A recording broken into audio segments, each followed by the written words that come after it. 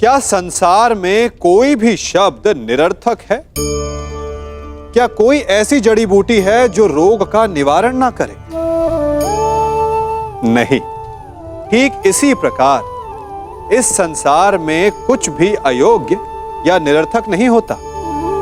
हर एक प्राणी, हर एक वस्तु, हर एक घटना का एक महत्व होता है, एक आवश्यकता होती है, परंतु बड़ा वो निरीक्षक होता है जो उन्हें पहचानता है। जैसे कि एक ज्ञानी शब्दों की शक्ति को पहचानता है, जैसे कि एक वैद्य किसी बूटी में छिपे उसके गुणों को पहचानता है, जैसे कि एक जौहरी कोयले में छिपे हीरो को पहचानता है। इन सब बातों का सत्व यह है कि यदि आपको श्रेष्ठ होना है तो कमियां देखना छोड़िए और गुण और विशेषताएं देखिए। आपका जीवन सफल और सरल हो जाएगा।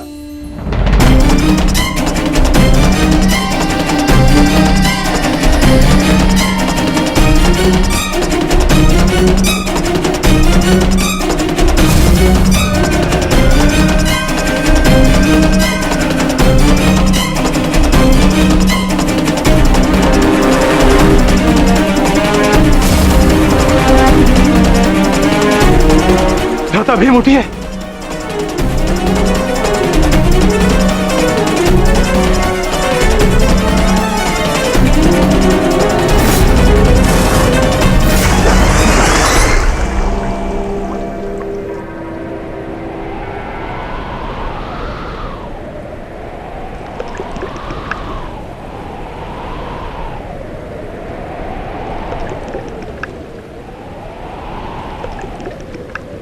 उठिए भ्राता भीम, उठिए भ्राता भीम, उठिए भ्राता भीम।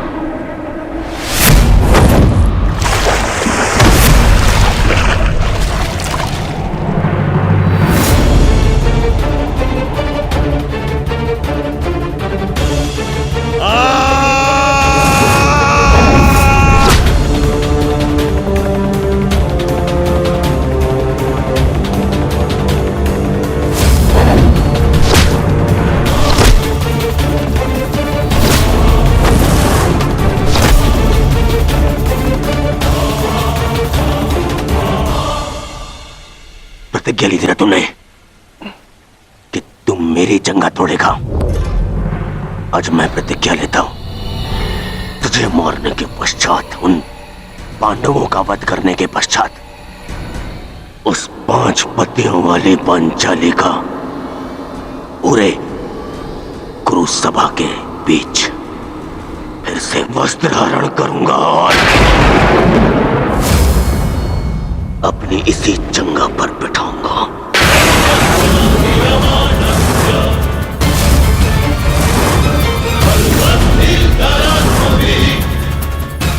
ये श्रद्धांजलि है मेरे 99 भाइयों के लिए।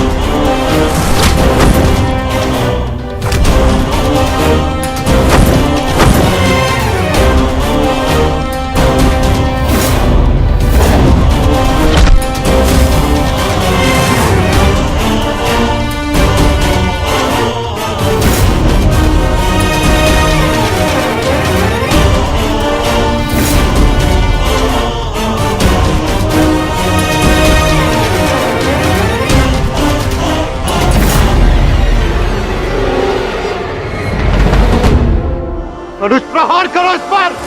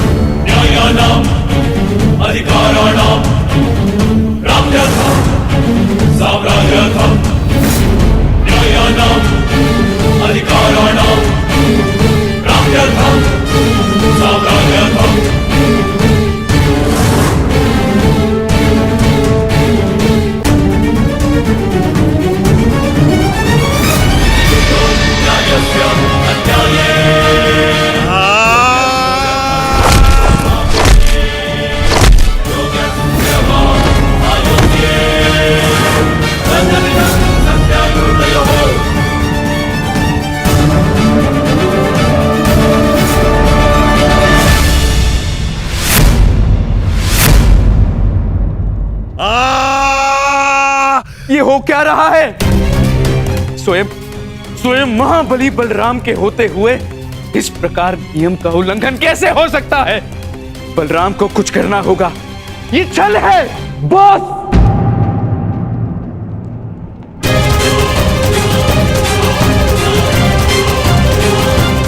नियम भंग हुआ है।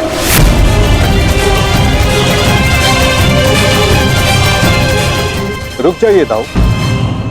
आपने कहा था कि जो नियम भंग करके विजय प्राप्त करेगा तो आप उसे दंड देंगे, किंतु अभी जय विजय का निर्णय नहीं हुआ है दाऊ। आप भीम को अभी दंडित नहीं कर सकते।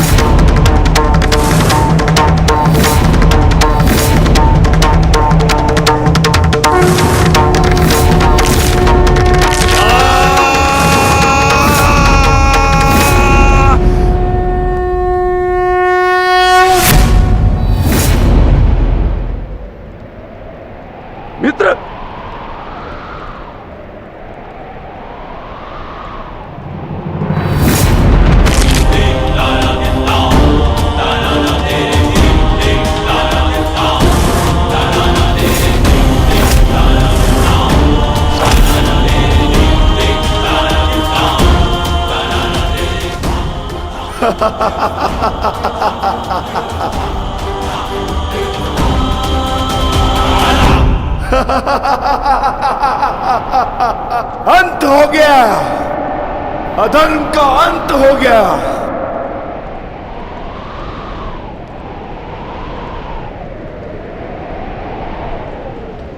ज्येष्ठ, पांचाली से कहना मैंने अपनी प्रतिज्ञा पूर्ण कर ली।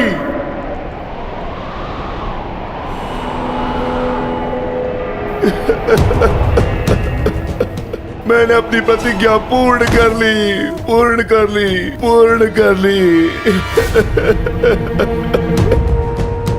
ये 100 हाथी के बल वाला भीम 100 भ्राताओं का हत्यारा बन बैठा।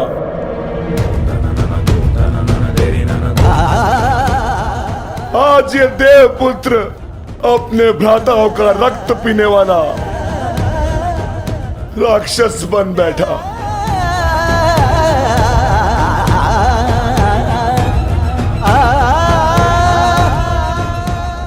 मैंने अपनी प्रतिज्ञा पूर्ण कर ली पांचाली। तुम्हारे अपमान का प्रतिशोध मैंने ले लिया।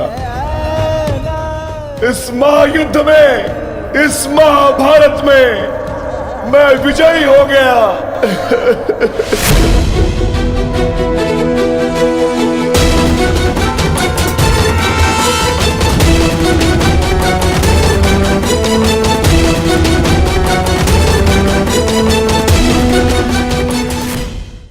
इस महायुद्ध में, इस महाभारत में मैं विजयी हो गया। परंतु आज स्वयं को हार गया ये वृकोदर भीम। हार गया ये वृकोदर भीम।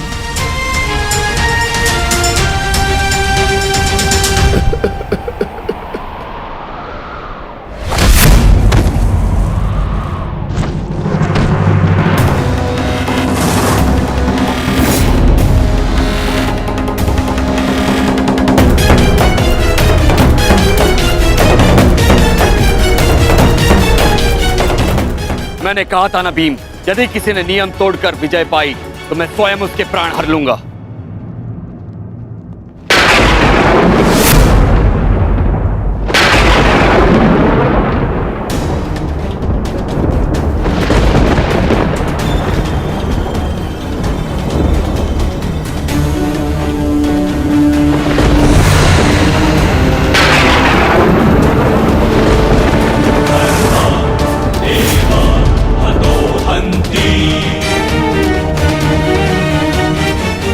तुमने दुर्योधन की जंगा पर प्रहार करके द्वंद का नियम तोड़ा है भीम। अब मैं तुम्हें जीवित नहीं छोड़ूंगा। धर्म स्थापना के लिए यह आवश्यक था और मेरी प्रतिज्ञा पूर्ण होने के लिए भी। माधव ने मुझे मार्ग दिखाया, परंतु यदि माधव के ज्येष्ठ मुझे यम के मार्ग पर भेजना चाहते हैं तो मैं उसके लिए भी सच्चा हूं। श्री बलराम। हाँ बलराम, अंत कर दो इस दुष्ट का। ये हत्यारा है। इसने मेरे 100 पुत्रों की निर्दयता से हत्या की है। जिन पांडवों ने मेरे वंश के वृक्ष की जड़ों को काटा है, काट डालो उनके वंश के वृक्षों को। ये क्या अनर्थ हो गया महादेव। आपके दिए गए वरदान के पश्चात भी ये माता अपने पुत्र, अपने दुर्योधन को उस कृष्णा के छल से नहीं बचा पाए। ये कैसा न्याय है आपका। इसने 100 पुत्रों के गर्वित पिता को पुत्रहीन कर दिया। इसने एक अंधे के सभी स्वप्नों को अंधकार में डाल दिया।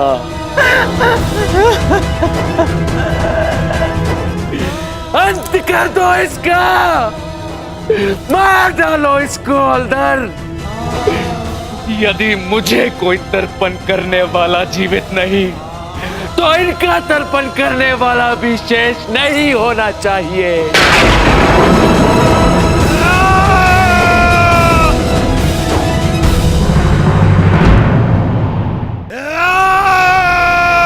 एक क्षण रुक जाइए दाऊ।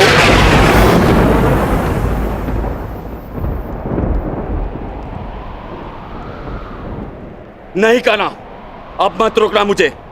अब मैं बंदित नहीं हूं। मैं अधर्म को तो नहीं रोक पाया, परंतु अधर्मी का नाश अवश्य करूंगा।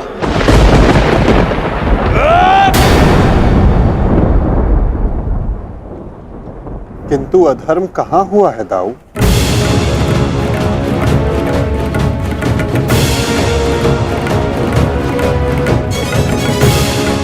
भीम ने नियम भंग करते हुए दुर्योधन की जंघा पर प्रहार किया। क्या यह अधर्म नहीं? तुमने स्वयं अपनी आंखों से देखा है कान्हा, फिर भी तुम मुझसे प्रश्न कर रहे हो? हाँ दाऊ, क्योंकि ये प्रश्न उचित है।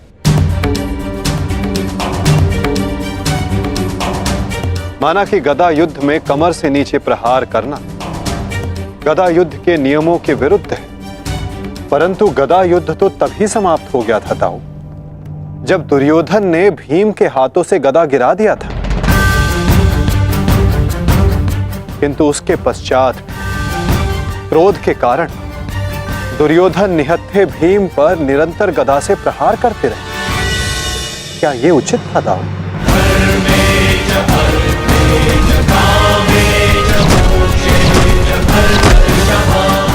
नियम तो दुर्योधन ने तोड़ा था,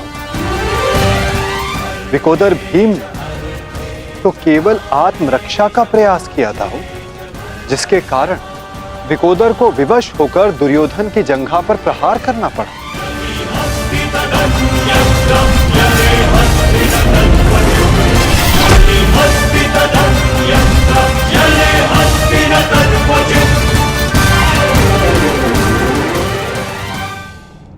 और दाऊ, स्मरण रहे, नियमों को भंग करना तो दुर्योधन ने प्रारंभ किया। दाऊ, जब दो योद्धा आपस में युद्ध करते हैं तो वो एक दूसरे को उकसाते हैं, किंतु किसी की कुल वधू का मान मध्य में लाना और उसका अपमान करना क्षमा योग्य नहीं होता है दाऊ। आप क्या चाहते थे दाऊ? कि दुर्योधन इस युद्ध में विजयी हो जाए और पांचाली को अपनी जंघा पर बैठा?